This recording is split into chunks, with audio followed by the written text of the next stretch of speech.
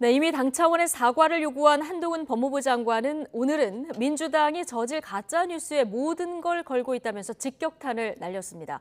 민주당도 김의겸 의원을 엄호하면서 맞서는 가운데 정치권에서는 한 장관의 강력 대응을 두고 이런저런 해석도 나옵니다. 이경구 기자입니다. 한동훈 장관의 거듭된 부인에도 더불어민주당은 술자리 의혹을 제기한 김의겸 의원을 적극적으로 옹호하고 나섰습니다. 대통령과 실세 국무위원에 대한 국회의 타당한 의혹 제기를 오히려 법적 대응으로 겁박하려 한다며 날을 세웠습니다. 조폭들이 무슨 말하자면 표현이 거칩니다만 뭐 손모가지 걸자 뭐 이런 것도 아니고 그게 무슨 걸고 할 게 아니죠. 네. 물으면 답하면 되는 겁니다. 아니라고. 전직 비대위원장이자 민주당 내 핵심 중진인 우상호 의원은 비슷한 제보가 잇따르고 있다는 주장까지 내놓으며 힘을 보탰습니다. 윤석열 대통령이 워낙 술을 좋아하셔가지고 대통령 된 다음에도 밤늦게까지 술자리를 한다는 제보가 하도 많이 들어와요. 윤석열 대통령을 고리로 심야 술자리 의혹이 터무니없는 게 아닐 수 있다는 걸 은연중에 강조한 건데 당장 한 장관은 발끈했습니다. 우상호 의원의 과거 논란을 꺼내들며 역공에 나선 데 이어 그분이야말로 5.18 NHK 룸사롱에서 여성에게 쌍욕한 걸로 알려진 분 아닙니까? 본인이 그러니까 남들도 다 그런 줄 아시는 것 같습니다. 제1야당 전체를 상대로 가짜뉴스에 모든 걸 걸고 있는 것 같다며 사실상 경고장을 보냈습니다.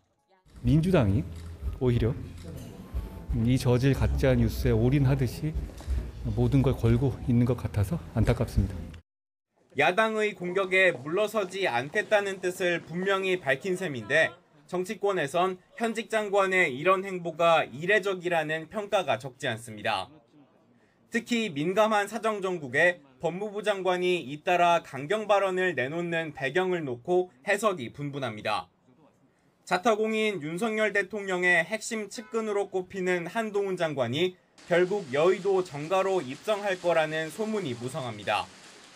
거대 야당과 각을 세우며 자신의 정치적 몸집을 키우고 있다는 말들이 끊이지 않는 겁니다.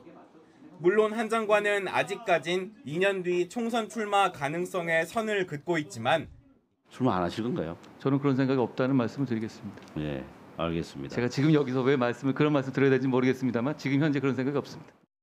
정치는 생물이라는 정가의 오랜 격언처럼 이를 고지고대로 받아들이는 사람은 많지 않은 것도 현실입니다. 민주당 내에서 한동훈 장관을 꼬집어 공격하는 게 오히려 한 장관의 정치적 위상만 키워주는 거라는 경계론이 나오는 것도 바로 이 때문입니다. 하지만 민주당 이재명 대표를 겨냥한 검찰 수사가 속도를 내는 상황인 만큼 한 장관은 당분간 여야 공방의 중심에서 논란의 한 축이 될 가능성이 커 보입니다. YTN 이경국입니다.